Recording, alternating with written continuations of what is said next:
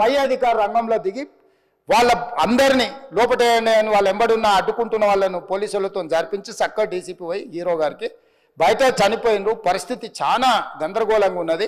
మీరు ఇక్కడ నుంచి కదలాల్సిందే, లేకపోతే మిమ్మల్ని పోలీస్ స్టేషన్కు తీసుకెళ్లాల్సిన పరిస్థితి వస్తుంది.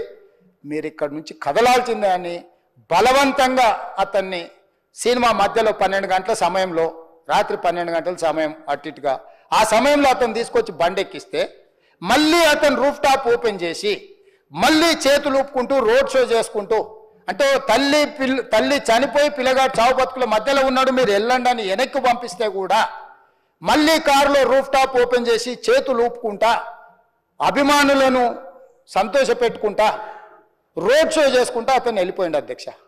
పోలీసులు కేసు చేసిరు. కేసు మీద థియేటర్కి సంబంధించిన కొంతమందిని అరెస్టు చేసిరు. అరెస్టు చేసి 10-11 రోజుల తర్వాత పోలీసు హీరో గారింటికి వెళ్ళిండ్రు. మీరు కూడా కేసులో A11 మీ మీద కేసు ఉందని చెప్పడానికి పోలీసులతో దురుసుగా ప్రవర్తించిండు. మీరు ఆ వీడియోలన్నీ కూడా చూసిండ్రు. ఆ పరిస్థితిలో చట్టాన్ని అమలు చేసే పోలీసులు ఆల్రెడీ ప్రాణాలు పోయినాయి. ఒక నిరుపేద తల్లి చనిపోయింది, కొడుకు చావు బతుకుల మధ్యలో ఉన్నాడు. ఆ రోజు కోర్టుల కేసులు కూడా వస్తున్నాయి. కోర్టుకు కూడా మీరు విచారణలు ఏం చేసిండ్రని కోర్టుకు కూడా పోలీసులు జవాబు చెప్పాల్సిన పరిస్థితి ఉండే అధ్యక్ష.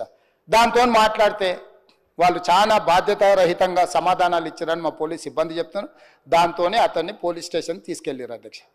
ఇక్కడి వరకు ఒక హీరో, ఒక థియేటర్లో జరిగిన సంఘటనలు, వీటన్నిటి నేపథ్యంలో పోలీసులు వాళ్ళ విధి నిర్వహణ నిర్వహించారు అధ్యక్ష.